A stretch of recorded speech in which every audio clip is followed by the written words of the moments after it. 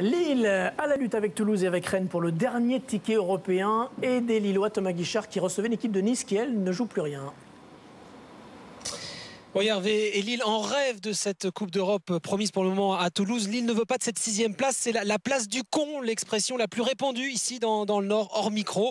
Mais pour cela, Lille doit absolument gagner tous ses matchs jusqu'à la fin de saison.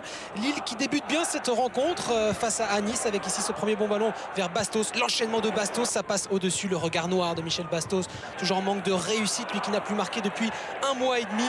Mais Lille continue de pousser avec ici Eden Hazard. Regardez, il y a du Messi dans cette conduite de balle d'Hazard, le décalage vers Fro contré par Apam, première tentative, deuxième tentative et de nouveau Apam pour contrer des Lillois très entreprenants dans ce début de match, dans cette première demi-heure. Et puis la réaction niçoise sur son dégagement d'Ospina, ballon dans les pieds de Sablé qui voit Modeste, il n'est pas hors jeu, Modeste qui ouvre son pied pour l'ouverture du score, 1-0 pour Nice à la 34e minute de jeu. Nice, vous l'avez dit, qui ne joue plus rien, qui cherche juste la 8e place, ultime objectif niçois, alignement coupable, un Plestan qui couvre Modeste, oublié et par Debuchy et par Rami, et ça fait donc 1-0. Joli coup joué par Frédéric Antonetti que la tendance envoie ce soir du côté de Rennes. Autre info, Roger Ricor, le directeur sportif niçois, devrait être remplacé la saison prochaine par Éric Roy. Ça va bouger dans le staff niçois. Début de seconde période, domination toujours lilloise avec ici Balmont puis Vitek et double arrêt somptueux d'Ospina face à Florent Balmont, l'ancien niçois, puis Vitek entré à la pause.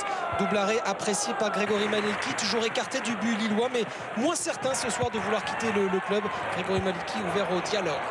Corner joué en 2 temps, ce ballon qui revient dans les pieds d'Aubragnac, lui aussi vient d'entrer en jeu. La mauvaise sortie d'Ospina et l'égalisation de Yohan Cabaye. On joue la 70e minute, l'égalisation laborieuse de Lille, un but partout. Yohan Cabaye courtisé par Lyon, Bordeaux et Marseille. On voit un Ospina gêné par Rami et Cabaye qui place sa tête pour relancer Lille, pour relancer le suspense. Un but partout. Nice n'y est pas dans cette seconde période, manque de mental, nous dira après Frédéric Antonetti. On retrouve Hazard dans la surface et la parade d'Ospina, le festival d'Eden Hazard, le meilleur Lillois. On comprend mieux pourquoi Lille veut absolument le garder malgré l'intérêt de très très grands clubs européens pour Eden Hazard. Et puis Nice réagit que par intermittence dans cette seconde période avec ici le 1-2, Rémi Moulongui, Rémi qui centre, Plestan qui rate sa relance et ici Ben Sada tout seul au second poteau qui manque le cadre. Lille tout près de la correctionnelle. Plestan sifflé par ses propres supporters qui a quitté le stade Furax. On est en fin de match. Rudy Garcia a fait entrer tous ses attaquants. Rudy Garcia et Lille qui tente de remporter ce match avec Fauvergue.